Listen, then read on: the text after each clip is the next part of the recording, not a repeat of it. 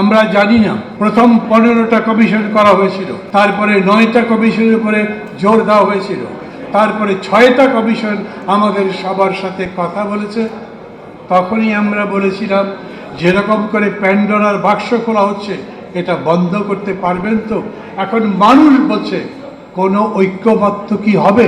খুবই ছোট ছোট বিষয়ে সমস্ত রাজনৈতিক দলকে একসাথে ডেকে কথা বলা হয়েছে, অথচ হিউম্যান করিডোর দেওয়ার মতো এত বড় বিষয়ে কারোর সাথে কোনো পরামর্শ করার দরকার মনে হয়নি। যেটা নির্বাচন কমিশন, মাফ করবেন, যেটা ঐকমত্য কমিশন প্রস্তাব করেছে তার সরাসরি বিরোধিতা নির্বাচন কমিশন করেছে।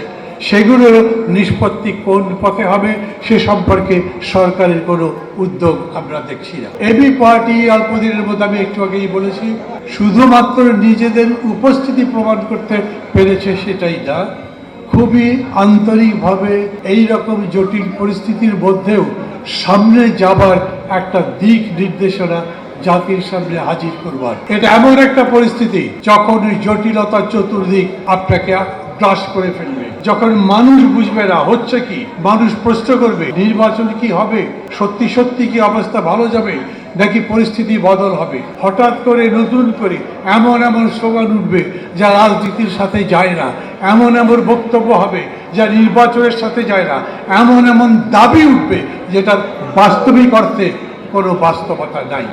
সেই রকম সময় সমস্ত রাজনৈতিক দলগুলো যত বেশি বুদ্ধিমত্তার সঙ্গে নিজেদের সামনের দিকে নেওয়ার চেষ্টা করবেন তত জাতির কল্যাণ হবে। আমরা জানি না প্রথম 15টা কমিশন করা হয়েছিল, তারপরে 9টা কমিশনের উপরে জোর দেওয়া হয়েছিল, তারপরে 6টা কমিশন আমাদের সবার সাথে কথা বলেছে। তখনই আমরা বলেছিলাম যেরকম করে প্যান্ডোরার বাক্স খোলা হচ্ছে এটা বন্ধ করতে পারবেন তো। এখন মানুষ বলছে কোনো ঐক্যমত্য কি হবে? কালার এক্সপার্ট, জর্জ স্যাপ এবং মাইল্ড অন হ্যান্ডস টেকনোলজি সমৃদ্ধ অরিক্স ক্রিস্টাল ওয়াশ আপনার লন্ড্রি এক্সপার্ট। আমরা সরকারের পক্ষ থেকে ঐক্যমত্য করবার জন্য যারা যারা অংশী তাদের সাথে কথা বলবার কোনো প্রবণতা দেখছি না। খুবই ছোট ছোট বিষয়ে সমস্ত রাজনৈতিক দলকে একসাথে ডেকে কথা বলা হয়েছে, অথচ হিউম্যান করিডোর দেওয়ার মতো এত বড় বিষয়ে কারোর সাথে কোনো পরামর্শ করার দরকার মনে হয়নি। যেটা নির্বাচন কমিশন, মাফ করবেন, যেটা ঐকমত্য কমিশন প্রস্তাব করেছে তার সরাসরি বিরোধিতা নির্বাচন কমিশন করেছে।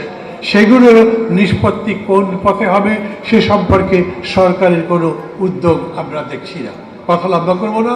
আমার নিজের দলের কেন্দ্রীয় কমিটির বৈঠক আজকে, তাও সেটা উত্তরায়, সময় 10টায় ছিল। আমি বলেছি 1 ঘন্টা পিছিয়ে দিতে, তারপরে এখান থেকে যেতে যেতে 11টার মধ্যে পৌঁছাবার তো প্রশ্ন আসে না, কারণ 11টা বেজে গেছে।